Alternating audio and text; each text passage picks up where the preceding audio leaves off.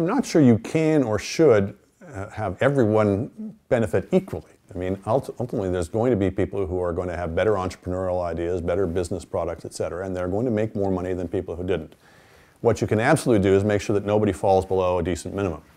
And that is absolutely part of the role and purpose of any government, is to make sure that people aren't falling below the minimum standard of income that any decent society should ensure people have.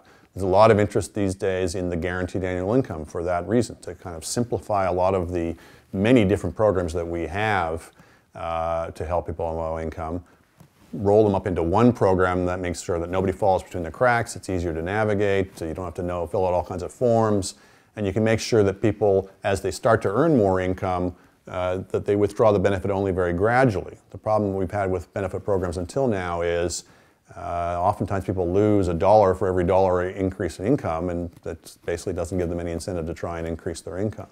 Home ownership has always been the dream for a great many Canadians, and in fact it's a dream that's been realized for a great many. We're now at the highest rate of home ownership in our history. About 70% of the population owns their own home. It used to be much lower than that. So sometimes you should be a little skeptical of some of the arguments that are put out there that nobody can afford to buy a house anymore. We have pockets of problems in some of our largest cities. That's absolutely true. But it's not true that generally speaking, it's impossible to buy a home anymore. The facts disprove that. Nevertheless, it's been viewed as being part of the purpose of government to help people buy a home, and I think up to a point there's some validity in that. But we want to be really careful about that.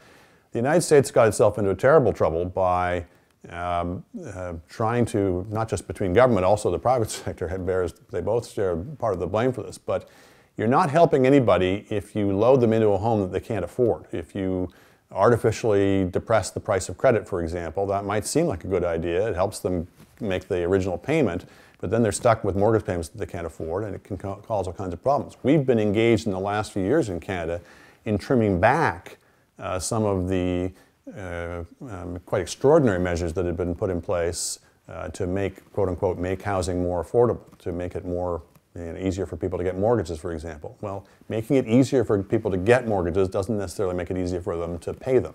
So we want to be very careful in anything we do that we're not loading people up with debt that can come back to bite them.